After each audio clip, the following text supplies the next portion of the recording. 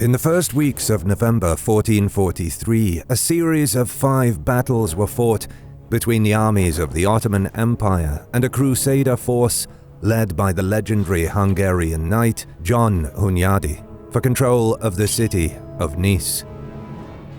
The bloody clashes were part of a series of engagements in what is known as the Long Campaign that will culminate in the Battle of Varna a year later. Among the Ottoman ranks is György Kastrioti, affectionately nicknamed Iskandish Bey by his comrades, Iskandish being Turkish for Alexander and Bey being the Ottoman title for governor. A loyal vassal of the Ottoman Turks and convert to Islam, György held a reputation as a reliable military leader. Sultan Murad II rewarded his faithful service with a governorship of Kastrioti, as well as honorific titles and command over a horse contingent of 5,000 cavalrymen in the Ottoman army. And so it came as a shock to the Turkish leadership when György and some 300 Albanians disappeared into the night, deserting in the wake of the Ottoman defeat at Nice. György Kastrioti now rode toward his ancestral homelands, feeling a sense of destiny lying before him. Little could he foresee that he trotted the path that would lead him to becoming a legend throughout the Balkans, a hero to the Albanian people and the terror of the Ottomans. I'm happy to say that for today's video we partnered with Foreo Sweden, one of the companies that shook up the wellness world, a visionary brand in the space where the beauty and tech worlds meet. Microcurrent technology with its low-voltage electrical current offers a natural, non-invasive and instant facelift, helping to contour and lift the skin and facial muscles. Today I want to show you the Foreo Bear, which my missus absolutely loves. It's the world's first FDA-cleared medical microcurrent device with an anti-shock system that visibly improves signs of aging by gently energizing and firming the 69 muscles in the face and neck. Even though they have dozens of facial silicone devices, this Bear by Foreo microcurrent device is one of the most groundbreaking gadgets that you can offer to somebody you love. So if you're always worried about finding a present for an anniversary, a birthday, or any other special occasion, this is the perfect gift for your significant other. Thanks again to Foreo for partnering with us on this video.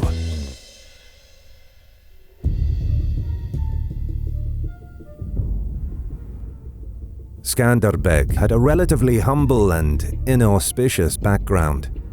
His father, John, ruled over the small Albanian principality of Kastrioti. The young György grew up in a turbulent and changing world. The decline of the Byzantine Empire diminished their holdings to the area surrounding Constantinople, leaving a power vacuum in the Balkans filled by the Ottoman Turks. Resurgent after a series of civil wars under competent rule of Sultan Mehmed I, and the Republic of Venice, the dominant power in Eastern Mediterranean, whose meddling in the affairs of southeastern Europe brought it into conflict with the expanding Ottoman Sultanate.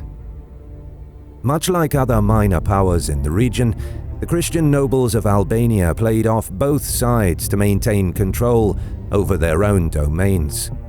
For some 50 years, John Kastrioti performed this delicate balancing act. Maneuvering between the courts of Venice, Serbia, and the Ottomans, John converted to Catholicism, Orthodoxy, Islam, and back again to Catholicism, repeating this tenuous cycle time and again. John was also notable for his military leadership on campaign. He fought alongside Sultan Bayezid I at the 1402 Battle of Ankara against the Timurid Empire. Following Tamerlane's epic victory and the capture of Sultan Bayezid, which had led to the Ottoman interregnum, John returned to his ancestral homeland and broke with the Sultanate.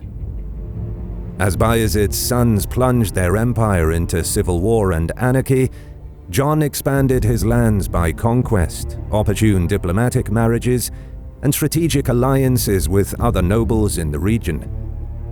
Soon, the House of Kastrioti controlled a large swath of territory, in north-central Albania. But this expansion was not left unchecked for long. After emerging victorious from the interregnum, Mehmed I moved his army west to reassert Ottoman suzerainty over Albania. In 1415, John again readily submitted to the Turks, sending his son Gjergj as a hostage to the Ottoman court, ensuring his renewed loyalty to the Sultan.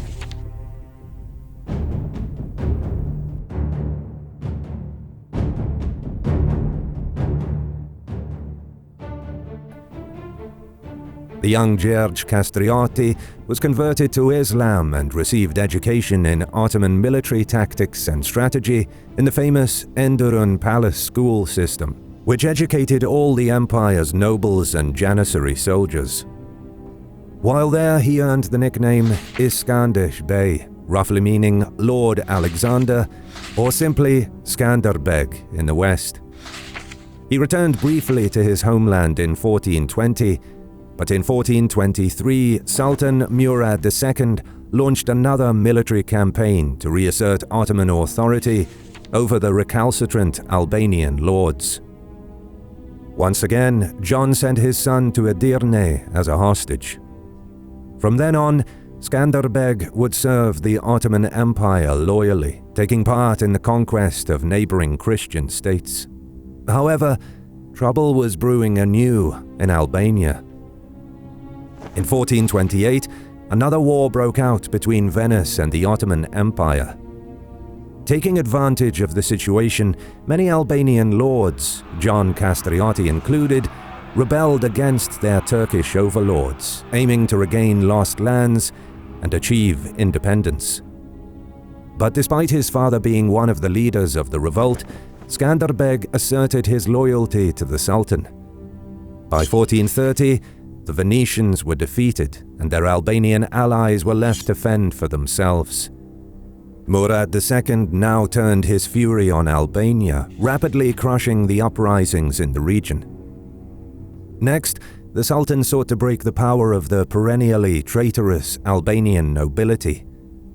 In a land and population survey of 1431-32, Albanian lands were broken into some 335 timars, land grants given as fiefdoms to minor allies and to the elite Sipahis for their military service. Half of these timars were granted to Turkish lords and officers at the expense of the now displaced Albanian nobles. The few nobles who did retain power had their holdings significantly reduced. John Kastrioti in particular was stripped of his most valuable lands, being merely left with the mountainous backwater villages. With the replacement of the local elites came heavier taxes and the dreaded devshirme, a policy where Christian children were forcibly abducted, converted, and conscripted into service of the Janissary Corps. Unsurprisingly, the Albanians responded by openly revolting. Once again, Skanderbeg remained loyal to the Ottomans, whilst this latest uprising raged on for another 4 years. His father John was eventually defeated for a final time, losing even more lands and dying a broken man. It was here that first cracks in Skanderbeg's loyalty to the Turks appeared. For his faithful service, Skanderbeg expected to be granted rule over most, if not all, of his ancestral lands. But after an audience with the Sultan, he was granted only a single timar. Dissatisfied, he would repeatedly broach the issue to Murad to no avail. His military career with the Ottomans culminated with his appointment as governor of the Sanjak of Dibra in 1440, but Skanderbeg remained discontented. He felt that his unblemished military record warranted greater compensation and understandably felt he was being denied his birthright. It was around this time that Skanderbeg began plotting a rebellion of his own.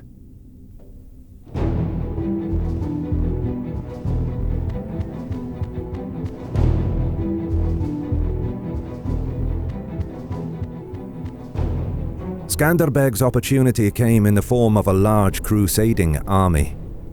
Alarmed at the rapid Ottoman advances in the Balkans, Pope Eugene IV called on the Catholic powers of Europe to form a new Holy League and drive out the Turks from Europe. The Crusade of Varna, as it became known, moved rapidly after its start in October 1443, with the Ottoman stronghold of Nice falling before reinforcements could arrive to relieve the garrison.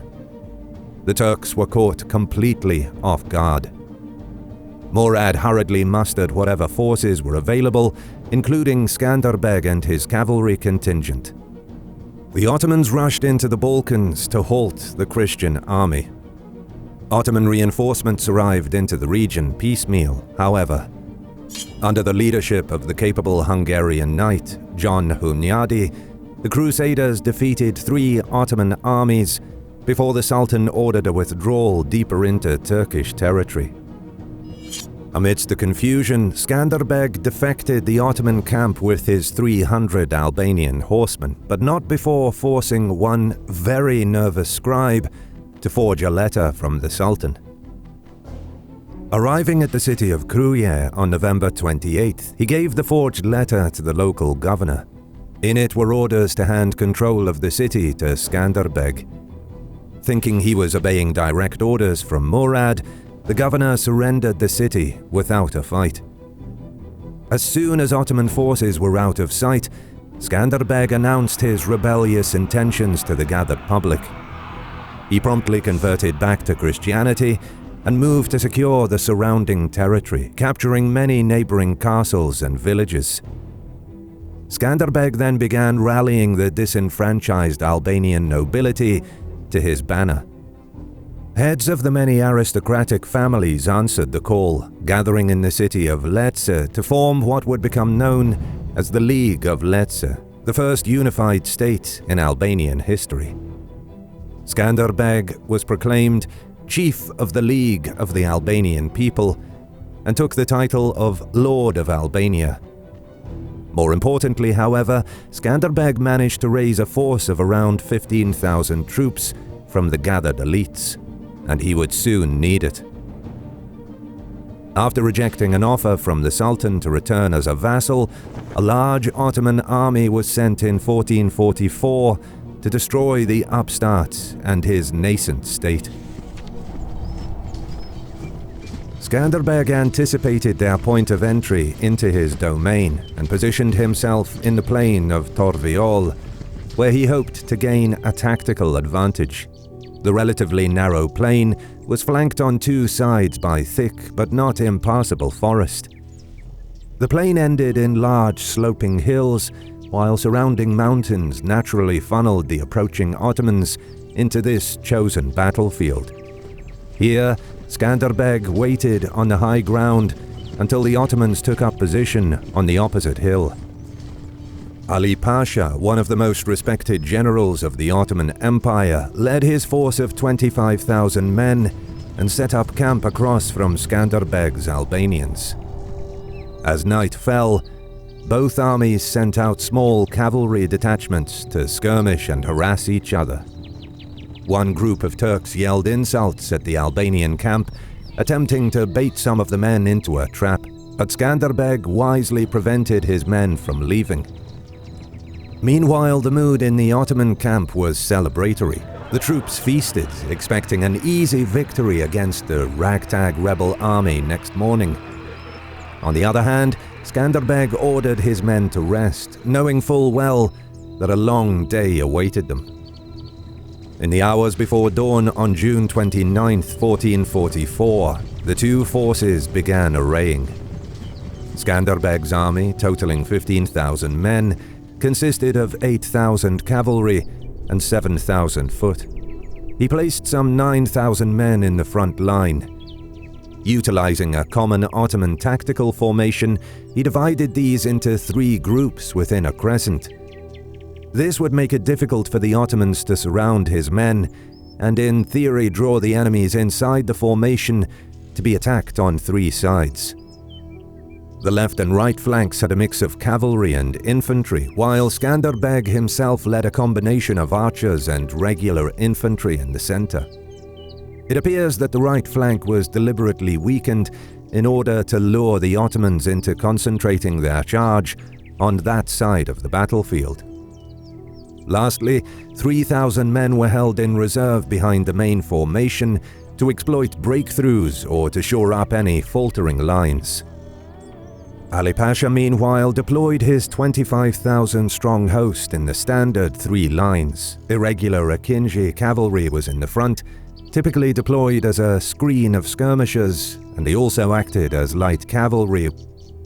Their task was to harass the Albanian lines and sap their strength and morale with waves of arrow volleys. This task completed, the second line, consisting of heavier Sipahi cavalry and a famed Janissary corps, would then cleave through the softened enemy line to deal the death blow. Finally, the third line was a mixed reserve. Ali Pasha was mounted in the center of the Janissary corps.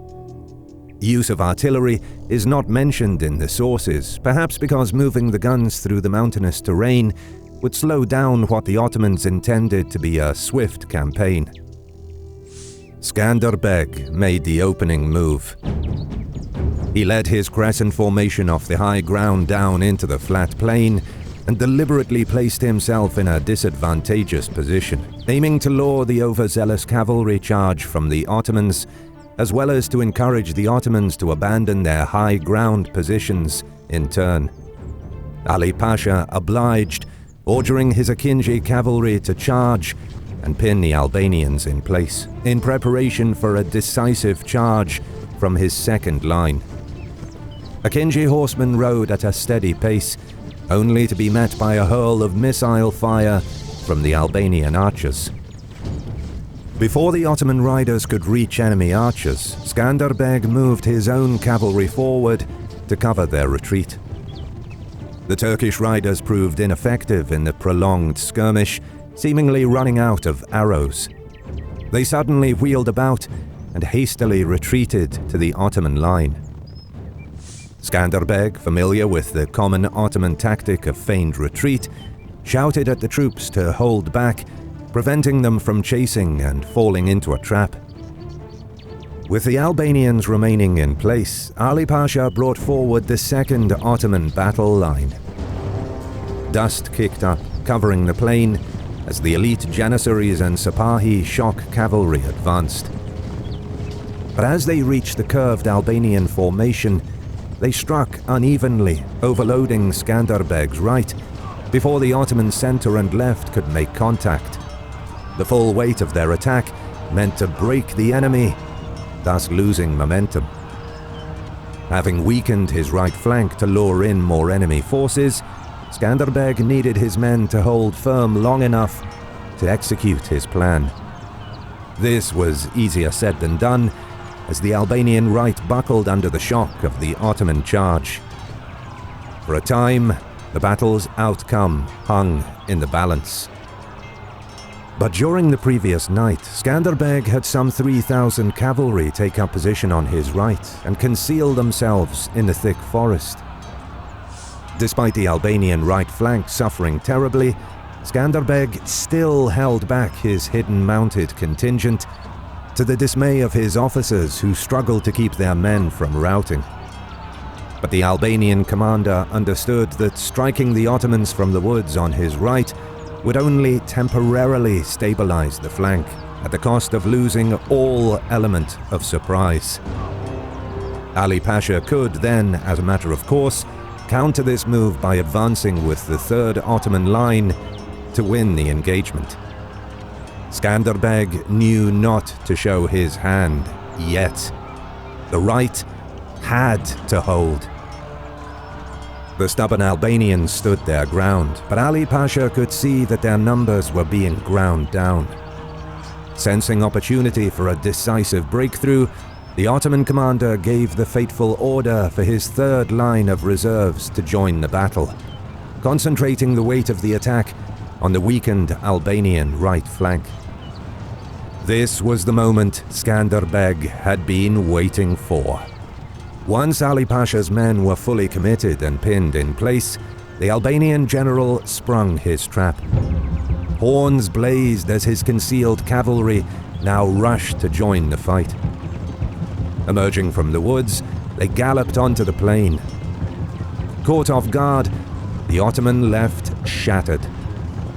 Ali Pasha reacted swiftly, sending many of his janissaries from the center to stabilize what remained of his left.